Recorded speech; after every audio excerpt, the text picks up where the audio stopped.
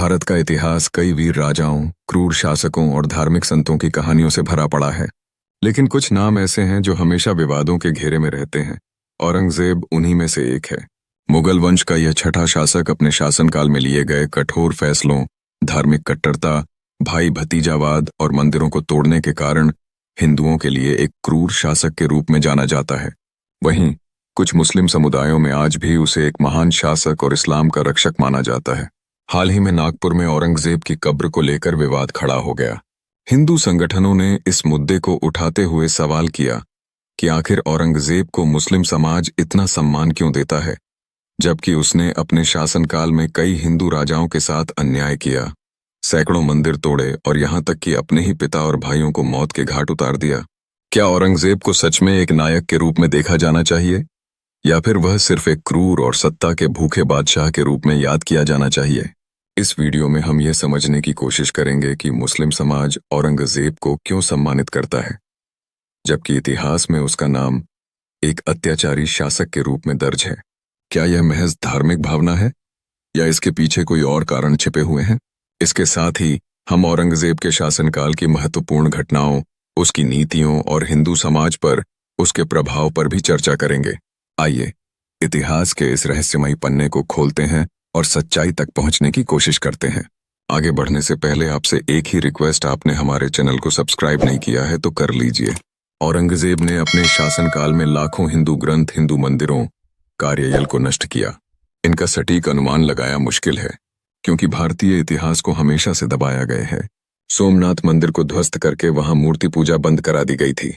फिलहाल वहां की 1667 में औरंगजेब के कहने पर हमीदुद्दीन खान बहादुर ने बीजापुर के मंदिर को तोड़कर उसे एक मस्जिद में बदल दिया। जब बहादुर इस आदेश को पूरा करने के बाद दरबार पहुंचा तो औरंगजेब ने उसकी प्रशंसा की थी।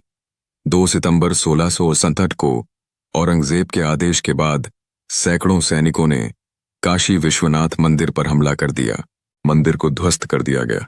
इसका जिक्र जदुनाथ सरकार ने हिस्ट्री ऑफ औरंगजेब किताब के पेज नंबर 280 पर किया है। अहमदाबाद के पास सरसपुर शहर में काफी मशहूर चिंतामण मंदिर था। इस मंदिर को सीतादास जौहरी ने बनवाया था। भगवान गणेश के इस मंदिर में पूरे इलाके के लोग पूजा करने के लिए आते थे। इस मंदिर को औरंगजेब के आदेश पर कुव्वत इल इस्लाम नाम की एक मस्जिद में बदल दिया गया। आज जहां जयपुर शहर है, 350 साल पहले वह अजमेर प्रांत का हिस्सा था। यहाँ एक भव्य मलरीना मंदिर था। औरंगजेब ने सेना भेजकर इसे गिरवा दिया। मंदिर गिराने के 22 साल बाद 23 जून 1694 को दोबारा से औरंगजेब ने अजमेर के गवर्नर को मूर्ति पूजा पर रोक लगाने के आदेश दिए थे। मुगल सम्राटों की धार्मिक नीति किताब के पेज नंबर 40 में श्री राम शर्मा ने इस घटना का जिक्र किया है। यह केवल कुछ मंदिर है। औरंगजेब ने अपने शासन में सैकड़ों मंदिरों को तोड़ा है, जो इतिहास के पन्नों में कहीं छिपा दिया गया है। मुगल काल में सैकड़ों ग्रंथ और पुस्तकों को भी जलाया गया और इतिहास के साथ छेड़खानी की गई, जिस कारण से कई राज इतिहास के पन्नों में ही दबकर रह गया और कई इतिहास जिसे आज हम पढ़ते हैं वो केवल एक झूठ है। इसके अलावा औरंगजेब ने कई अन्य कार्यालयों का भी विवरण नष्ट किया था। दरअसल औरंगजेब भाइयों को पराजित कर चुका था। बूढ़ा पिता शाहजहां उसकी कैद में था। मुगल साम्राज्य अब कब्जे में था। अफरा तफरी के बीच 31 जुलाई 1658 को उसकी ताजपोशी हुई। अबुल मुजफ्फर मुहिउद्दीन मुजफ्फर औरंगजेब बहादुर आलमगीर बादशाह गाजी का खुद को खिताब दिया, लेकिन दिल्ली में दाखिले के पहले उसने खजुआ और अजमेर पर फतह हासिल की।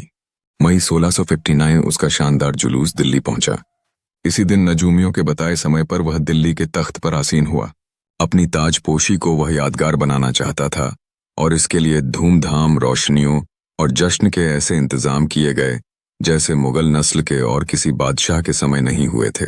औरंगजेब की नज़र में अकबर की शासन पद्धति में राजधर्म के तौर पर इस्लाम का त्याग सबसे बड़ी गलती थी। उसके शासन का शुरुआती फैसला इस्लाम को राज्य का धर्म घोषित करना था। इसके बाद कट्टर सुन्नी औरंगजेब ने शासन को कुरान आधारित करना और काफिरों के इस देश में लोगों के इस्लाम अपनाने और भारत को मुस्लिम देश दार उल इस्लाम में बदल देने को जिंदगी का मकसद बना लिया। उसने अकबर के दौर के वे तमाम फैसले जो आगे जहांगीर और शाहजहां के दौर में भी जारी रहे को पलटा। इस्लाम का प्रचार प्रसार करने वालों और हिंदू से मुसलमान बनने वालों के लिए सहूलियतें ही सहूलियतें थीं। जबकि अपना धर्म न छोड़ने वालों के प्रति शासन परेशान करने की हद तक कटु था। अपने इस मकसद को हासिल करने के लिए उसने 12 अप्रैल 1679 को हिंदुओं पर पुनः जजिया टैक्स लगाने का फरमान जारी किया। 100 साल से कुछ अधिक पूर्व इस टैक्स को अकबर ने खत्म किया था। अनेक हिंदू जो कर न अदा करने की हालत में होते और वसूली कारिंदों से बेइज्जत होने से बचना चाहते, वे इस्लाम कबूल करने में अपनी खैरियत मानते। सूबे के गवर्नरों को उसने काफिरों के मंदिरों, पाठशालाओं और पवित्र स्थलों को तोड़ने के आदेश दिया। उसके काल में काशी का विश्वनाथ, मथुरा की कृष्ण जन्मभूमि और पाटन के सोमनाथ मंदिर गिरा दिए गए। मित्र राजपूत रियासतों के मंदिर भी नहीं बख्शे गए। मंदिरों की तोड़फोड़ के लिए तय कर्मचारियों की कमान दरोगाओं के जिम्मे थी। 1689 में उसने राजपूतों के अलावा अन्य हिंदुओं के लिए पालकी, हाथी और घोड़े की सवारी पर पाबंदी लगा दी और हथियार रखने को अपराध घोषित कर दिया। इस्लाम का प्रचार प्रसार चूंकि औरंगजेब की जिंदगी का मकसद था, इसलिए बादशाह के तौर पर हासिल राज्य सत्ता का उसने निरंकुश इस्तेमाल किया। मंदिरों के ध्वंस से लेकर हिंदुओं पर जजिया जैसे कर और रोजमर्रा की जिंदगी में सरकारी अमले द्वारा उन्हें कदम कदम पर नीचा दिखाने और सताने से मुक्ति का एक ही रास्ता था कि लोग इस्लाम अपना लें। भय या प्रलोभन के आगे जो झुक गए और इस्लाम अपना लिया, उनकी आगे की जिंदगी आसान हो गई। जिन्होंने नहीं कबूल किया, उनकी तकलीफें जारी रहीं। हालांकि औरंगजेब की इस नीति ने विद्रोह की आंच को तेज किया और जो आने वाले दिनों में मुगल सल्तनत को कमजोर करने का कारण बना। औरंगजेब की धार्मिक उत्पीड़न नीति ने सिखों, राजपूतों और मराठों का रोष भड़काया। पूर्व मुगल बादशाहों से उलट उसे राजपूतों से नफरत थी। उसने सिखों के गुरुद्वारों को नष्ट करने का हुक्म दिया। गुरु तेग बहादुर ने विरोध किया। उन्हें कैद करके दिल्ली लाया गया। उन पर इस्लाम कबूल करने का दबाव था। लगातार 5 दिन तक अमानुषिक यातनाएं देकर उनके संकल्प को तोड़ने की कोशिश हुई। वे फिर भी नहीं झुके। इसके बाद उनकी नृशंस हत्या कर दी गई। गुरु गोविंद सिंह ने प्रतिशोध का प्रण लिया। इसने सिखों को खालसा में बदल संघर्षशील बनने के लिए प्रेरित किया। यह एक प्रकार से सिखों का सैन्य रूपांतरण था। खालसा को केश, कृपाण, कच्छ, कड़ा और कंघा धारण करना अनिवार्य था। औरंगजेब की धर्मांधता के प्रतिकार में आगे सिखों के संघर्ष ने मुगल साम्राज्य के पतन में बड़ी भूमिका निभाई। निजी जीवन में औरंगजेब परिश्रमी और सादगी पसंद था। वो कुरान के नियमों का पाबंद था, लेकिन शासक के तौर पर उसने सत्ता अपने हाथों में सीमित रखी, जिसने व्यवस्था को कमजोर किया। खुद के धार्मिक विश्वासों को ही सही और दूसरों को गलत मानने के कारण उसकी सोच संकीर्ण थी। दूसरी ओर सैनिक और सेनापति के तौर पर अपने साहस और सैन्य कौशल के चलते उसे बाबर और अकबर की कतार में रखा जाता है।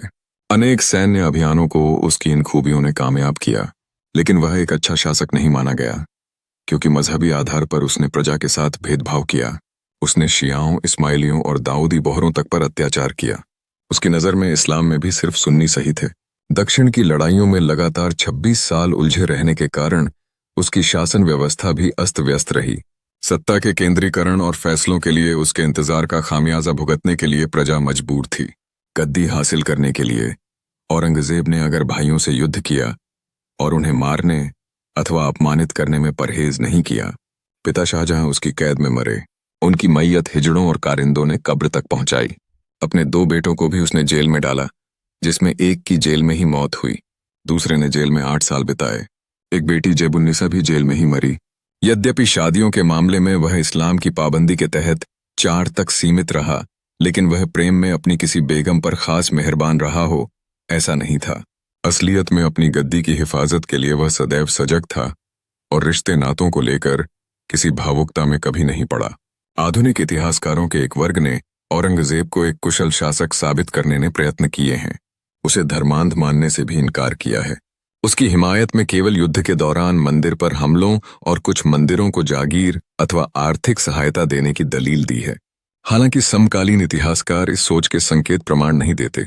असलियत में इतिहास में औरंगजेब ऐसे मुगल शासक के तौर पर दर्ज है जिसने गद्दी पर पहुंचने से लेकर उसे कायम रखने तक के लिए पारिवारिक रिश्तों नातों की परवाह नहीं की। संकीर्ण सोच के चलते उसने प्रजा के साथ भेदभाव किए। धर्मांतरण का दबाव बनाने के लिए शासन सत्ता का बेजा इस्तेमाल किया। उसकी जिद और सोच आगे मुगलों के पतन का कारण बनी। औरंगजेब की कट्टर नीतियों ने न सिर्फ मुगल साम्राज्य को कमजोर किया, बल्कि उसके पतन की नींव भी रखी। इतिहास हमें सिखाता है कि जब शासन में अन्याय और भेदभाव हावी हो जाए, तो उसका अंत निश्चित होता है। तो दोस्तों, ये थी औरंगजेब के शासन की सच्चाई, एक ऐसा दौर जिसने इतिहास की दिशा बदल दी। अगर आपको ये वीडियो जानकारीपूर्ण लगी तो इसे लाइक करें, अपने विचार कमेंट में बताएं और ऐसी ही और वीडियो के लिए चैनल को सब्सक्राइब करना न भूलें। मिलते हैं अगली वीडियो में, तब तक के लिए जय हिंद।